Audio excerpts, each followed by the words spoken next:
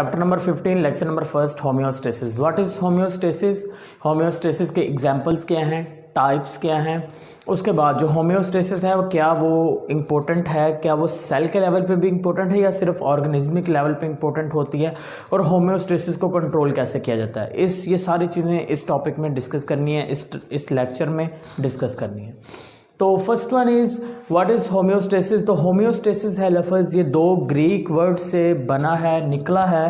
पहला जो लफ्ज़ है that is the home, it's means the same, and stasis mean state और कंडीशन, यानी कि स्टेट और कंडीशन को हमने क्या रखना है, सेम रखना है, मेंटेन रखना है, स्टेबल रखना है, ठीक है।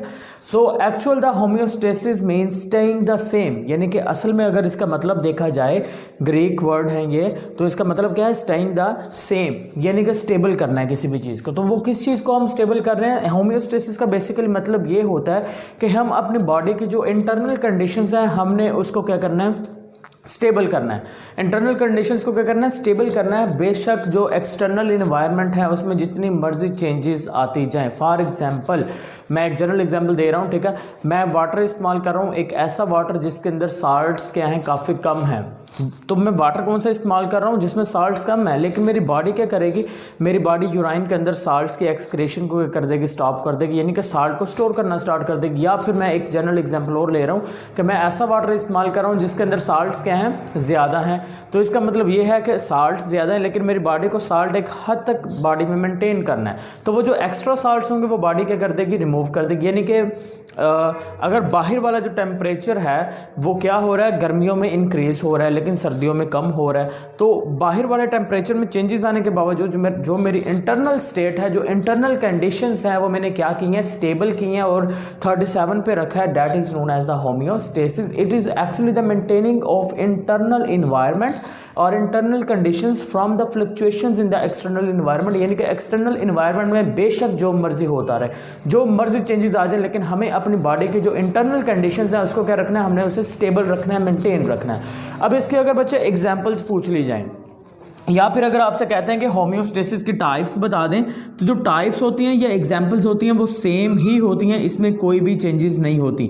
यानी कि अगर आपसे एग्जांपल पूछ लें होम्योस्टेसिस की, तो आप कहेंगे इसकी एग्जांपल्स में लिख दें osmo regulation, thermo regulation and excretion, और अगर टाइप्स पूछ जाएं तो भी यही आएंगी। अब हम देखते हैं कि होम्योस्टेसिस एट द लेवल्स, किस किस लेवल पर होम्योस्टेसिस होती है और इंपॉर्टेंट है। तो फर्स्ट वन बच्चे ज़रा लिसन, अब वो होम्योस्टेसिस इंपॉर्टेंट क्यों है, ठीक है, देखें ज़रा इधर देखें बच्चे, होम्योस्टेसिस इंपॉर्टेंट क्यों है। होम्योस्टेसिस इंपॉर्टेंट इसलिए होती है बिकॉज ये ज़रूरी है इंटरनल कंडीशंस को मेंटेन करने के लिए। फॉर एग्जांपल मैं आपको बताता हूँ जी, जो लाइफ है हमारी, लाइफ की एक नई डेफिनेशन है, life is a combination of chemical reaction. Life is combination of chemical reactions.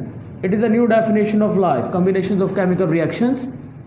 तो अगर तो केमिकल रिएक्शंस होते रहेंगे तो लाइफ है, अगर नहीं है तो लाइफ भी नहीं है। इसका मतलब ये हुआ कि अगर हम केमिकल रिएक्शंस की यानी मेटाबॉलिज्म्स की बात करते हैं तो हमें समझ में आता है कि मेटाबॉलिज्म यानी केमिकल रिएक्शंस के लिए हमें किस चीज़ की ज़रूरत पड़ती है, हमें पड़ती है ज़रूरत एंजाइम्स की। तो इसका मतलब ये है कि अगर हम होम्योस्टेसिस को, अगर हम अपनी कंडीशंस को मेंटेन नहीं करते, ठीक है, अगर हम अपने इंटरनल कंडीशंस को मेंटेन नहीं करते तो उससे क्या होगा, देखो गर्मियों में बाहर वाला टेम्परेचर इंक्रीज हुआ तो क्या होगा, बॉडी का जो टेम्परेचर है वो भी इंक्रीज हो जाएगा अगर होम्योस्टेसिस नहीं है। तो जब इंक्रीज होगा तो एंजाइम्स, आपको पता है ग्लोबुलर प्रोटीन्स है, proteins are made up from amino acids. तो अमाइनो एसिड्स के दरमियान में जो एनर्जी होगी वो बहुत ज़्यादा बढ़ जाएगी, उनकी वाइब्रेशंस जब बढ़ेगी तो वाइब्रेशंस के बढ़ने से क्या होगा, जो ग्लोबुलर स्ट्रक्चर होगा एंजाइम्स का वो क्या हो जाएगा, डिस्ट्रैक्ट हो जाएगा, डिस्ट्रॉय हो जाएगा, एंजाइम्स डीनेचर हो जाएगा। एंजाइम्स डीनेचर हो गया तो केमिकल रिएक्शंस नहीं है, और केमिकल रिएक्शंस नहीं है तो लाइफ नहीं है। इसका मतलब है अगर हमें ज़िंदा रहना है, अगर हमें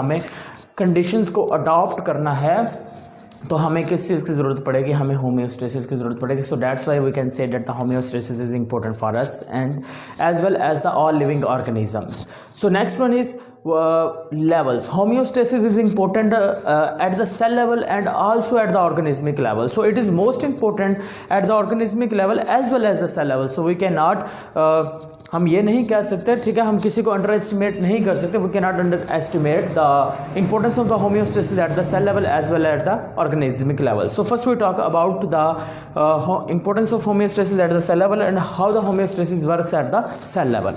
तो बेटा यहाँ पर देखें ज़रा, ये मैंने काफ़ी सारे सेल्स बनाए हैं, ठीक है. सेल्स के अंदर वाला जो इन्वायरमेंट है this one is known as intracellular environment. Cell के बाहर वाला जो इन्वायरमेंट है this one is known as extracellular environment, right. तो अब यहाँ पर बात ये है कि ये मैं इंट्रा सेलुलर बना रहा हूँ और बाहर की जानिब कौन सा बनाऊँगा, ये मैं बना देता हूँ बच्चे आपके पास ब्लू से, यानी कि एक्स्ट्रा सेलुलर इन्वायरमेंट, या फिर आप इसे नाम दे सकते हैं इंटरस्टिशियल फ्लूइड का भी नाम दे सकते हैं.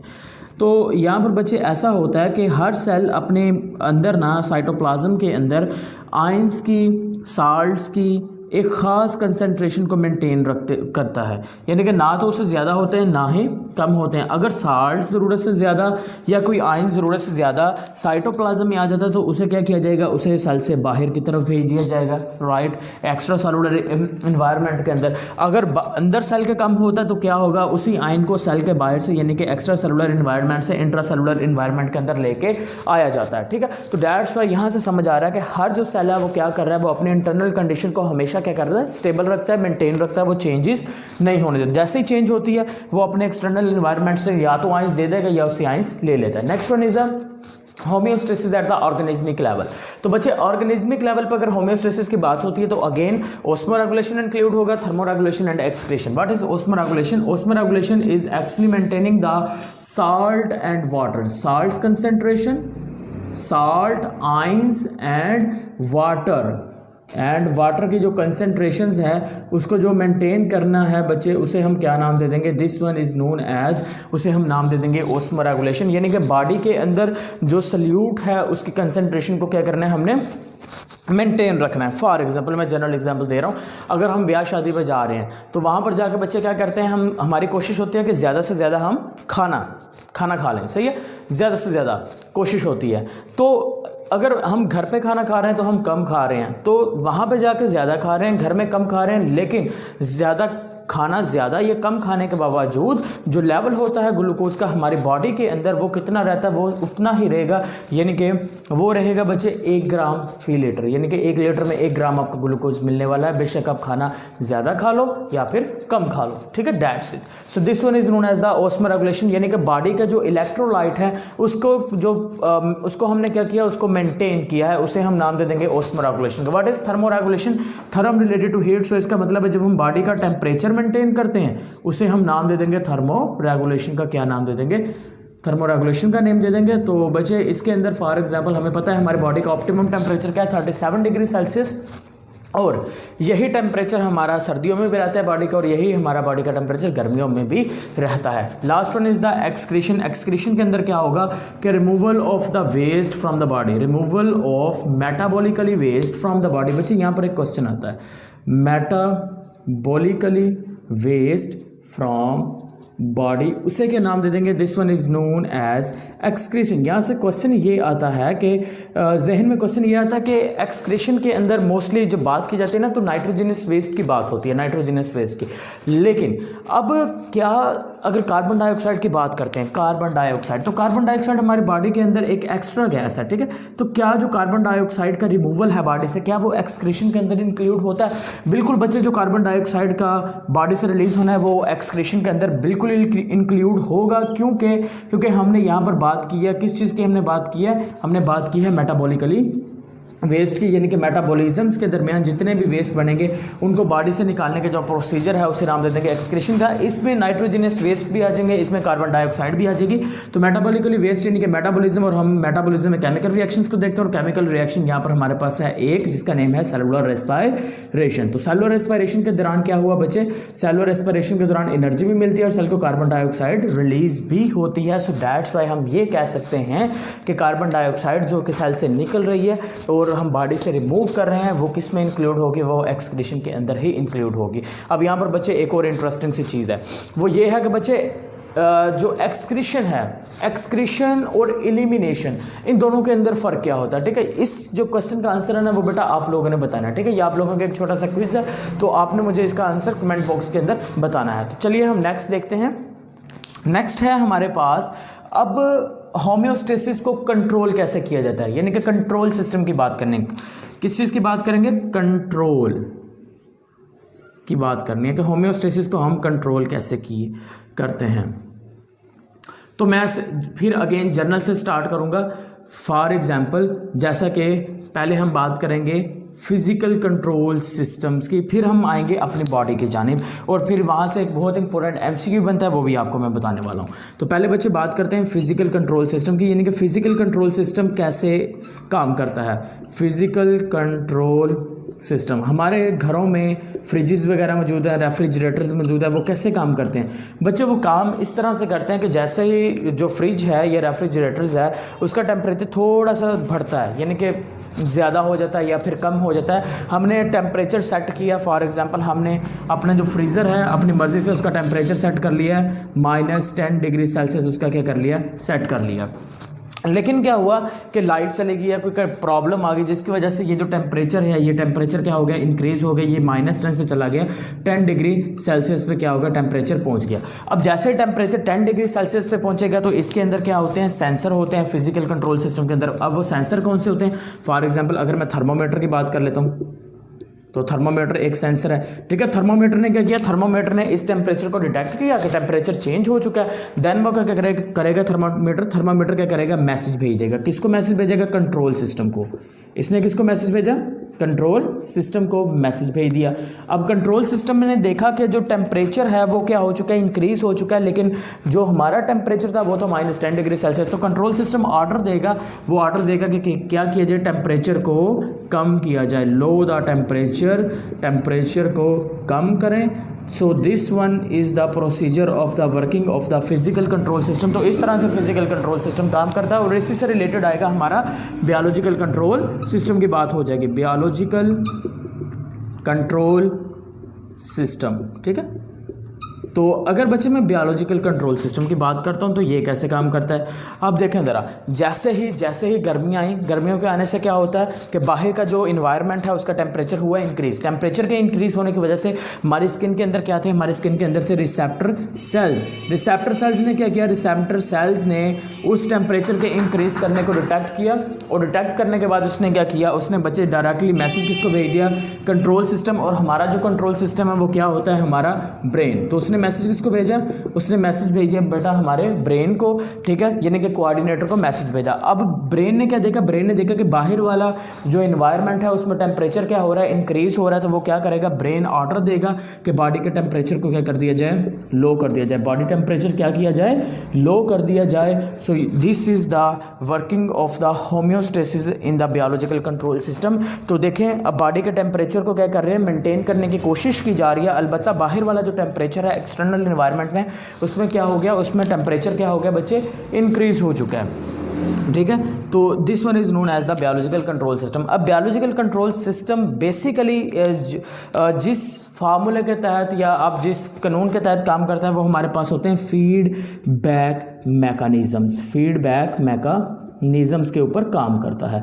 अब फीडबैक मैकेनिज्म क्या होता है, फीडबैक मैकेनिज्म एक ऐसा मैकेनिज्म जिसमें उस मैकेनिज्म को उसी मैकेनिज्म्स के अंदर होने वाले केमिकल रिएक्शंस के जो प्रोडक्ट्स हैं वो कंट्रोल करते हैं। उस मैकेनिज्म को नाम दे देंगे फीडबैक मैकेनिज्म। क्या कहा मैंने, feedback mechanism is a type of mechanism in which a controlling mechanism is itself controlled by the product of reactions। यानी कि इसके अंदर ये जो फिजिकल कंट्रोल सिस्टम है या होम्योस्टेसिस है या बायोलॉजिकल कंट्रोल सिस्टम है, ये फीडबैक मैकेनिज्म के ऊपर काम कर रहा है। यानी कि इस मैकेनिज्म को कौन कंट्रोल करता है, इसी मैकेनिज्म्स के अंदर होने वाले जो केमिकल रिएक्शन है उस केमिकल रिएक्शन के जो प्रोडक्ट्स हैं वो कंट्रोल करते हैं। चले मैं जनरल एग्जांपल देता हूँ, देखिए ज़रा यहाँ पर। तो फिजिकल कंट्रोल सिस्टम में थर्मामीटर ने क्या किया, उसने डिटेक्ट किया टेम्परेचर क्या हो गया, बढ़ गया, टेम्परेचर बढ़ गया। उसने मैसेज भेज दिया किसको, कंट्रोल सिस्टम को। कंट्रोल सिस्टम ने क्या किया, कंट्रोल सिस्टम ने ऑर्डर दिया कि टेम्परेचर को लो कर दिया जाए। जब टेम्परेचर हो गया लो, जब टेम्परेचर हो गया लो, दोबारा किसने डिटेक्ट किया, दोबारा डिटेक्ट किया थर्मामीटर ने। थर्मामीटर ने डिटेक्ट किया भी जो टेम्परेचर चाहिए था -10 वो ऑब्टेन हो गया। अब क्या किया जाए, तो उसने डिटेक्ट करके कंट्रोल सिस्टम को दिया, तो कंट्रोल सिस्टम ने देखा कि जो हमें चाहिए था वो ऑब्टेन हो गया। अब क्या किया जाए, अब उस मैकेनिज्म को स्टॉप कर दिया जाए। तो देखें इस मैकेनिज़्म को स्टॉप किसने करवाया, इसी मैकेनिज़्म के अंदर जो होने वाले केमिकल रिएक्शंस हैं और केमिकल रिएक्शंस का जो प्रोडक्ट था वो था लो टेम्परेचर, उसी ने इसको क्या करवा दिया, स्टॉप करवा दिया। यहाँ से एमसीक्यूज ये बनता है कि जो बायोलॉजिकल कंट्रोल सिस्टम है बच्चे वो किस फीडबैक मैकेनिज्म के ऊपर काम करता है। तो biological control system works on the negative feedback mechanism. दो तरह के फीडबैक होते हैं, पॉजिटिव एंड नेगेटिव। तो ये किसके ऊपर काम करेगा, ये काम करेगा नेगेटिव फीडबैक मैकेनिज्म्स के ऊपर क्या करता है, ये काम करता है। ठीक है, फॉर एग्जांपल कैसे ये नेगेटिव के ऊपर काम कर रहा है भाई, तो लेट्स जनरल में लेते हैं बच्चे। क्या हुआ कि बाहर वाला टेम्परेचर क्या हो गया, इंक्रीज़ हुआ, लेकिन हमारा जो ब्रेन है उसने ऑर्डर दिया कि बॉडी के टेम्परेचर को क्या कर दें, कम कर दें। यानी कि बाहर इंक्रीज़ होने के बावजूद हमारी बॉडी में क्या किया जा रहा है, कम किया जा रहा है। बाहर इंक्रीज़ हो रहा है, बॉडी में कम किया जा रहा है, ताकि बॉडी का जो टेम्परेचर है वो स्टेबल रहे। तो इस तरह का जो फीडबैक मैकेनिज्म होता है that is known as the negative feedback mechanism. यहाँ से अब एमसीक्यूज के लिए कौन कौन से क्वेश्चंस पूछे जाते हैं, एमसीक्यूज में ये पूछा जाता है कि इनमें से कौन सा वो प्रोसेस है जिसके लिए हमें वाटर की ज़रूरत होती है। तो बच्चे हमारे पास जो एलिमिनेशन का प्रोसेस होता है, एलिमिनेशन के प्रोसेस के लिए हमें क्या चीज़ रिक्वायर्ड होता है, हमें वाटर की ज़रूरत होती है। ये आपका पहला एमसीक्यू। एमसीक्यू नंबर सेकंड ये बनता है कि जो फीडबैक मैकेनिज्म है बायोलॉजिकल कंट्रोल सिस्टम में वो कौन सा होता है, वो कौन सा होगा, वो हमारे पास होता है नेगेटिव फीडबैक मैकेनिज्म। तो शॉर्ट क्वेश्चन में देखा जाए तो शॉर्ट क्वेश्चन में homeostasis, what is homeostasis and why it is important, उसकी इंपॉर्टेंस, ये एक शॉर्ट क्वेश्चन।